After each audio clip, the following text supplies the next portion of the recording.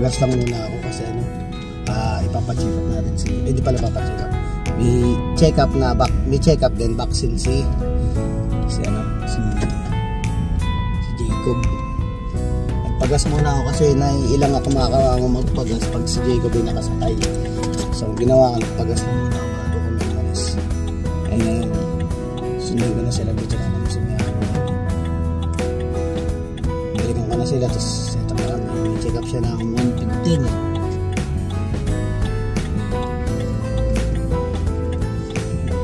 Sasakay ng bata eh, katrak eh, katrak. Medyo ano yung hangin ngayon mga kamamo, malakas hangin. Masarap niyan mga kamamo, honestly, tumambay mga kamamo. Dito tayo dito sa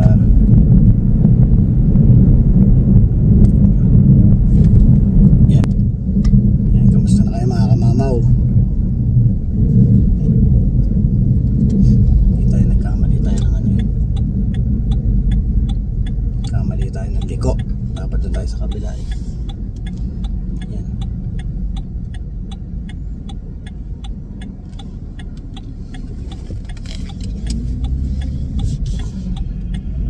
Ganda yung panahon niya, sana magdire-diretso na.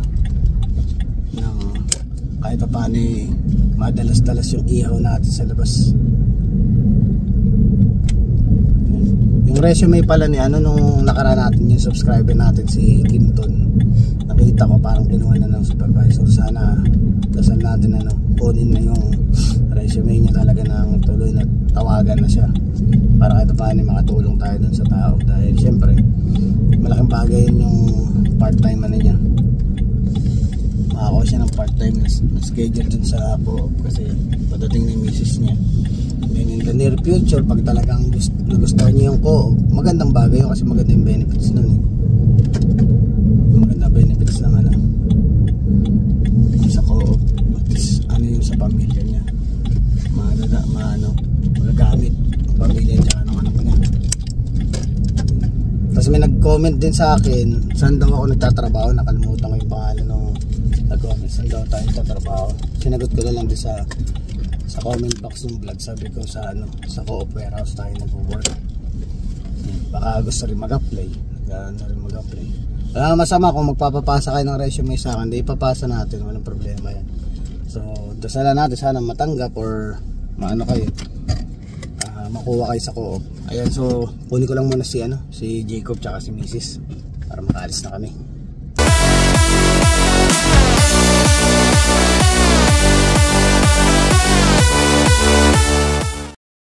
Papasyal na ang mataba. Tara papasyal. Na, bilisan mo. Saan pupunta? Magwawala. Hindi na mga kamamaw.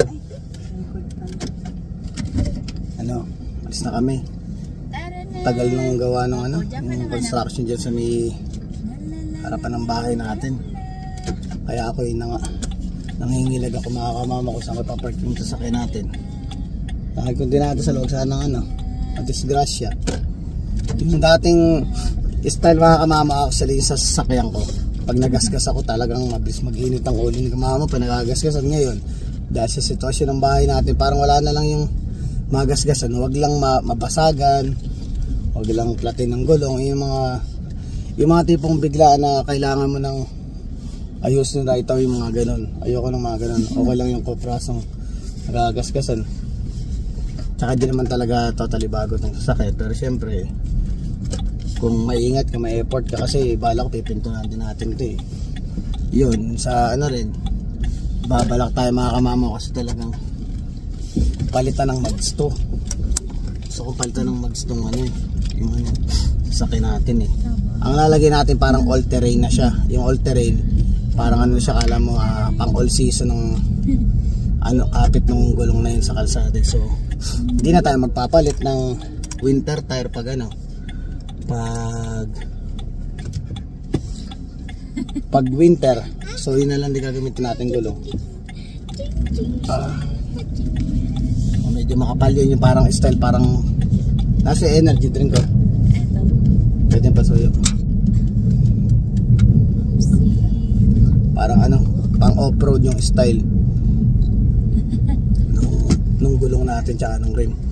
Ang pinipili kong kulay mga kamama, tatlo lang naman yung nakikitang magandang pwedeng ipara sa kulay itim na sasakyan.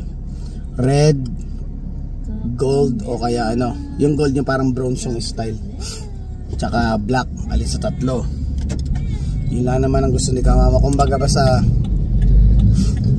ano, bilang isang lalaki, parang kumbaga big boy, toys for big boys, parang ganun ba.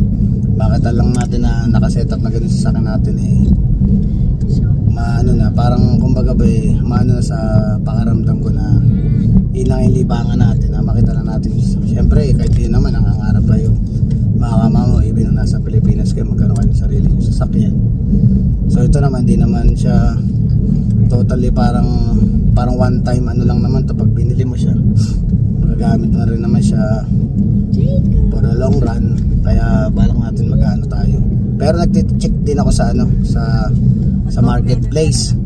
Kasi usual may nabibili din na paglumaan pa, binibenta din nila yon. So ang hinahanap ko kasi, kaya gusto ko sa marketplace yung may gulong na, para hindi ka nabibili ng rim tapos bibili ka pa ng gulong. Baka may makita tayo mga kamamaw ng ano, may makita tayo ng naka-in-one na siya, na nakalagay na talaga. May marami ako nakikita, kaso hinahanap pa natin yung tamang ano, yung bolt nung ano, yung sa rim natin yung talagang kakasya dito. Iba pa rin yung may kakilala kang mekaniko na isang tingin lang, ito para sa iyo yan. May kopya naman ako ng size ng rim natin. Iano na lang natin, hanap na lang tayo. Pero marami mga kamama yung mga gantong ano, pa ganyan kalaki. Maraming ano yan, marami kang makikita sa marketplace. May nakita pa nga, napakamura. Kasi usual kung gaganyan, kung aanin mo yung rim na yan, pagbibili kang bago, mahina na yun, nasa 1,700 Canadian dollar. Apat na yun, tapos may gulong na yun. Magkano rin, diba? May mga nakikita tayo sa marketplace na katulad nung sabi ko sa inyo pang F-150, parang $900 lang, bagong bago pa. Pati yung thread ng gulong ay nasa around 85% pa. Kaya ano siya sayang hindi kasi sa sasakyan natin maangas kasi nga yun. Tsaka yung medyo nakalabas ng konti yung gulong dito sa may, sa may gilid, diba, maangas na. Tapos ako na bahala magpintura ng yung mga nasabit-sabit ng ano ng sasakyan na yun. Madali lang naman yun, google lang naman paano gawin ng mga bagay-bagay, nagagawa naman natin Pero syempre pagpapalit ng gulong hindi natin magagawa yun lang. Saan tayo dadaan? Bukas ba to?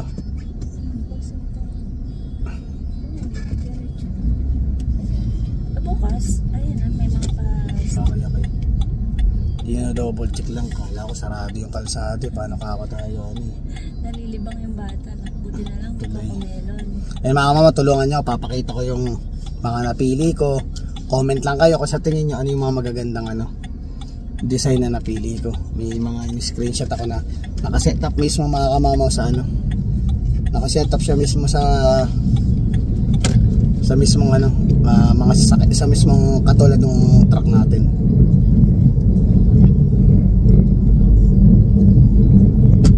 May bata nagagalit, tinanggal yung cocomelon niya kasi sa kot. Ay nagagalit itanggal yung cocomelon mo. Nagagalit yung cocomelon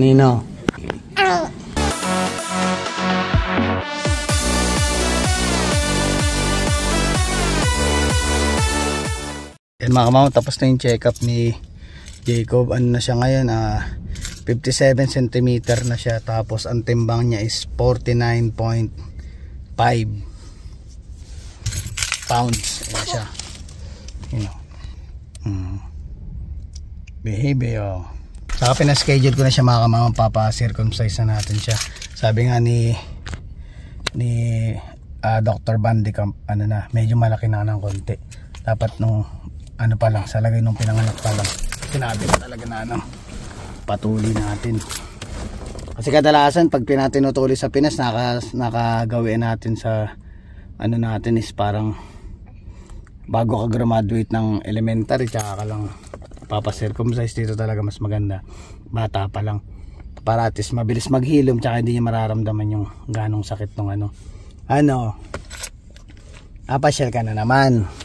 Chicken, pasyal ka, lilibre mo kaming chicken. Lilibre ng chicken ang daddy. Oo, lilibre ng chicken. Saka nagbaon kami ng isa pang extrang dede. Nung pagdating niya dito, dumede na siya nung sa bahay. Pag uwi namin, natirang konti. Pagdating dito, pinaubos ko. Tapos nabitin pa. Dinede pa niya uli mga kamamo yung extra niya, no? Kaya busog na busog no? Busog na busog. Busog na busog ba? Oo. Nag-check up ka ng doc, no? Malikot na daw, malikot eh. Tsaka in-advise niya na huwag gagamitan ng sabon yung muka, yung pampaligo niya. Tubig lang daw talaga, kaya medyo mas nagdadry yung mukha niya dahil nga doon. So lagay lang ng moisturizer. Oh, ayan na. Yung mga kamamaw, laruin ko muna ng Cocomelon tong anak natin. Yung mga kamamaw, tumawag na nag-research din ako sa marketplace at sa Facebook. May mga nakausap din tayo about dun sa pag ng tire. May binibigay sa akin na mga price na iba't ibang klase. May mga rin, gaganda talaga mga kamamo. Sobrang ang angas na ito pag sinetapan. Yung style na ito pag sinetap, medyo nakalabas ng konti yung gulong sa gilid. Yun lang. Ilan naman ang ko dito, yung rim lang. Tapos yung harapan natin, may bumper ako diba dun sa bahay. Bala ko pipinturahan ko ng matte black yun, papakabit ko dito sa harap. Tapos ayun na yun, tapos na. Tapos yung sa roof rack lang siguro, lagyan na natin ng tag dito. Sa roof rack yung box sa taas. Ayun na yun, yung poly setup ng sasakyan. Maganda na yan, maangas na. Ayun, sana nga makakita tayo ng medyo mura. Saka di pa naman right away. Kung bagay tayo, nagbabargain tayo, nagsisilip-silip lang tayo. Pero kung sakaling makakita tayo mga kamamaw ng para bang once in a lifetime chance na makita mo yung ganung price, tsaka magugustuhan mo talaga yung forma nung pag kinabit ng sasakyan mo, bakit naman hindi natin kunin? Kasi di rin naman kung bagay mga ganun nagbebenta lalo sa marketplace, yung mga parang nagamit na na lang ngayon, swertihan na lang panatsambahan mo, kunin mo na agad. Kasi wag ka na magpatumpik-tumpik pa dahil pwedeng magdoble ang bayaran mo pag hindi mo pa kinuha yung chance na yun. Lang din naman yan, tsaka tag dito konting leisure lang ba sa sarili mo. Papalitan ko rin yung ito pala, yung gilid, nakalimutan, di ko alam, parang ng muffler, hindi sa gilid na yung sa side. Lagyan natin ng parang medyo ito sakto, may bagong may example tayo dito. Kalimutan ko lang dyan. Ayun, yung gilid na yun, ayan, yung parang kala may mga tornilyo. Ganun ang style, lalagyan natin nun. Okay na yun, kasi wala naman masyado ng dito. So sa akin na ito, kompleto naman na siya, tsaka naka well maintain naman to. Ulit sa huli, paunti-unti lang. Ito, papalitan ko lang ng touchscreen. Kasi nga 2008 model to eh. Ayan, pag napalitan natin, okay na. Kompleto na. Dahil wala naman akong balak ng bumili ng brand new kong sasakyan. Okay na ako dito dahil kumbaga sa experience ko na rin namang bumili ng bagong sasakyan. Nakailang sasakyan na rin tayo, na-experience ko na yung brand new. Okay na sa akin yun dahil honestly mga kamama, habang patagal ng patagal, syempre may mga target ang mas priority ko ba kaysa sa mga ganitong klase na kasi malaking bagay kung wala kang babayarang sasakyan at the same time kung kukuha ka ng bahay in the future, hindi ka mahihirapang maghulog ng bahay mo dahil mahirap pagsabayin yung sasakyan, brand new sasakyan tsaka bahay. Baka mamaya si kamama ay hindi na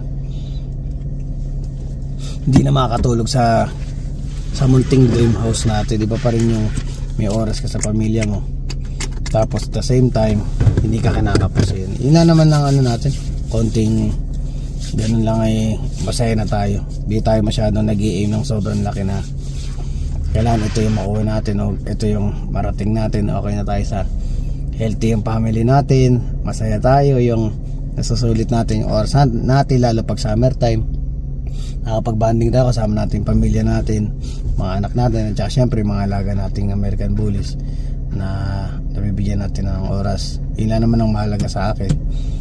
Yun na, after naman itong mga sasakyan natin, okay na, wala na ako ibang inaano pa. Kumbaga wala naman ako ibang iniisip pa na para sa sarili ko. Wala naman Yung sasakyan naman, hindi lang naman din para sarili ko, para din magagamit din nila misis naman to. Yun. Kasi ano naman to maganda namang investment to sa sasakyan. Pagandahin mo, ayusin mo, para at least magamit mo na mas matagal. Yun mga kamamaw. At bumili na kami ng chicken. Honestly mga kamamaw, nung bumalik ako ng trabaho after ng bakasyon, madalang na nakapagluto si kamamaw. Kasi yung nangyayari, pagising ko, linis ng bahay, walis map, linis na, tapon kung may mga basura, tapon lahat, palabasin ko yung mga alaga ko. Pagkalabas ng alaga ko, linisin ko yung katawan nila dahil galing sila sa labas. Tapos kung may oras pang magluluto-luto ng konti sa bahay, kung meron dun sa bahay na yung mabili sa manlutuan, pwede. After nun, si Mrs. Hawakan ko si Jacob. Pag hawak ko kay Jacob, hayaan ko si Mrs. gawin yung gusto niyang gawin. Pagkatapos niyang gawin gusto niyang gawin, kakain kami. Tapos patulogin ko na si Jacob nun Pagkapatulog kay Jacob, kakain kami dalawa ni Mrs. Tapos pagpahingin ko ulit si Mrs. Tapos maya-mayang konti, ano yun na, from 11 to 2:30. Yun yung ginagawa ko, minamaximize ko yun. Kailangan magawa ko lahat yun bago mag 2:30, okay na lahat. Tapos dahil magpe-prepare tayo sa trabaho, papasok na, kinabukasan ganun uli. Kaya talagang kumbaga pagising mo talagang nakasetup na lahat ng gagawin mo.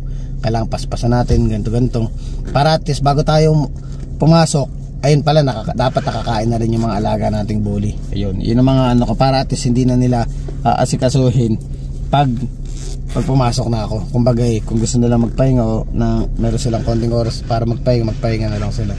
Ganun ang inaano natin. Kaya hindi rin biro mga kamama ko nandito ka, tas wala kang katulong talaga o kaalalay. Buti na lang nandiyan si Bliss, may kaalalay kahit paano si Mrs. pag gabi, pag pumasok na ako sa trabaho.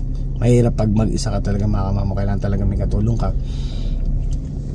Kaya usual yung iba nakapagbakasyon yung mga lolo-lola dito para kahit pa paano naman may katuwang yung parents ng baby. Yun yung mga ano yun. So nagbabalak din naman tayo kung sakaling maswertehan tayo na bakuha muna natin yung unang target natin. Try natin kung si mama at papa ko or sa side ni Kat makapasyal dito sa Canada para kahit paano may katulong si Kamamo tsaka si Kat dito. At the same time ma-enjoy din nila yung bakasyon. Papasyal ko rin yung parents ko dito para ma-enjoy nila at ma-experience nila yung Canada, kung masarap ba talaga dito sa Canada. Usual pag mga may edad naiinip, kadalasan yan mga naiinip yan dahil walang kapitbahay na paglabas mo may kachismisan, walang ganon. Dito wala, sobrang tahimik. Kaya minsan yung kadalasan ng mga parents na nagbabakasyon dito naiinip sila. Lalo tsaka yung ano pa, iniinda rin nila yung winter time. Siyempre alam mo naman pag may edad na medyo may konting rayuma na, may konting nararamdaman na sa katawan, konting lamig lang, is parang mahirapan sila mag-adjust. Yun yung mga ano, yun yung mga nagiging kadalasang daing ng mga lolo-lola dito ng mga ano. Para at least kahit paano habang lumalaki ba yung mga apo nila, nakikita nila. Kasi hindi rin biro mga kamamo yung long distance relationship na parang syempre din naman malapit ang Canada sa Pilipinas na anytime gusto ko makita apo ko, yung mga ganun-ganun ba. Kasi hindi rin man natin masasabi yung buhay ng tao. Kapag may pagkakataon pa, gawin mo yung mga kamamo. So, tapos na ba tayo, May? Okay na? Kompleto na. Yun, kompleto na. Masaya na kami dahil pag uwi namin, kakain na kami. Alam mo naman mga kamamaw, ito lang din yung day off ko. Nagbabalak ako, din ako bukas, pero papasok ako ng mag-overtime ako. Sana tawagan tayo para may extra hours tayo sa ano natin. Iba pa rin yung may ano tayo, idagdag sweldo ng konti. Pauwi na kami. Yung panahon ay napakaganda mga kamamaw. Sobrang ganda ng panahon. Didaan mo sa Dolorama. Oo nga pala. Ay pala, meron pa palang isa. Dolorama pa pala mga kamamaw. Para sa gatas nito yung container.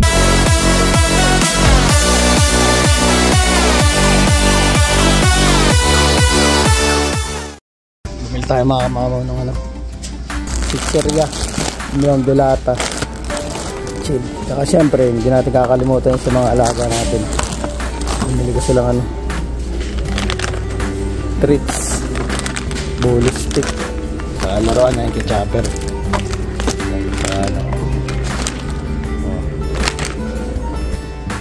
Aawa din kasi ako yung minsan na hindi na sila nakalaro katulad ng laro dati na nailalabas mo sila, natatakbos mo sila. Ngayon napapaglaro mo sila sa labas pero hindi na ilalakad. Okay, malilibang sila mamaya. Bigyan natin yung mga gift ni daddy. Ano ba, mga pakonsuelo ni daddy, mga nakulangang oras ni daddy. Pambawi ko ba.